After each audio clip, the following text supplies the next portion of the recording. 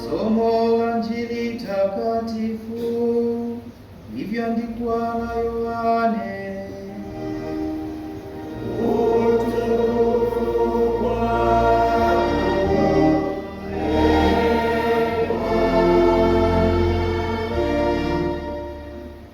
Ikiwa jioni siku ile ya kwanza ya Jumaa, pale walipokuwapo wanafunzi, milango imefungwa kwa hofu ya Wayahudi, akaja Yesu akasimama katikati, akamwambia, amani iwe kwenu.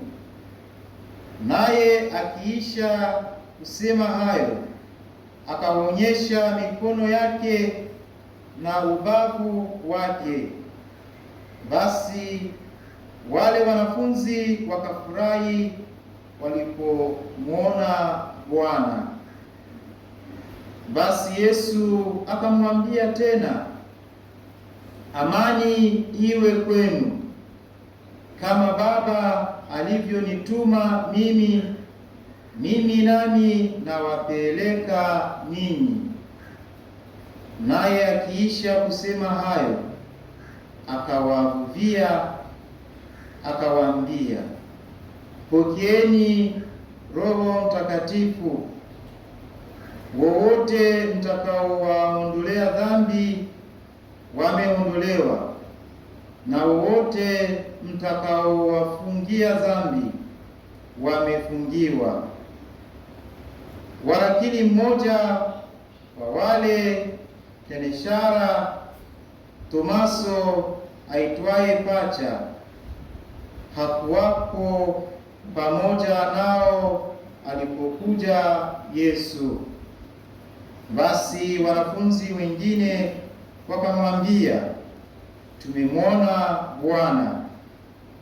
Akawaambia, mimi nisipoziona mikononi mwake pofu za misumari, na kutia kidole changu katika mahali pa misumari, na kutia mkono wangu katika ubavu wake, mimi sisadiki hata kidogo.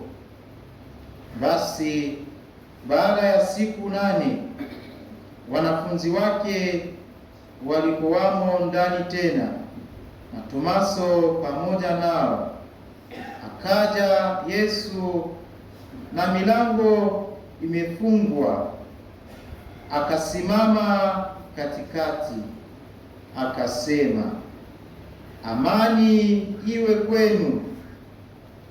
Kisha akamwambia Tomaso, lete hapa kidole chako, uitazame mikono yangu.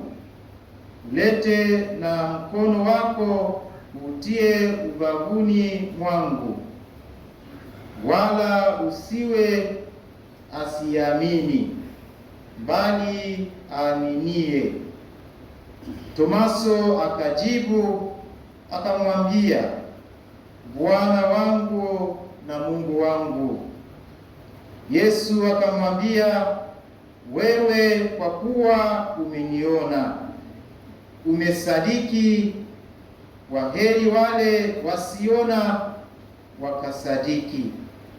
Basi kuna ishara nyingine nyingi alizozifanya Yesu mbele ya wanafunzi wake, zisizoandikwa katika kitabu hiki, lakini hizi zimeandikwa ili mpate kuamini ya kwamba Yesu ndiye Kristo, mwana wa Mungu, na kwa kuamini mwe na uzima kwa jina lake.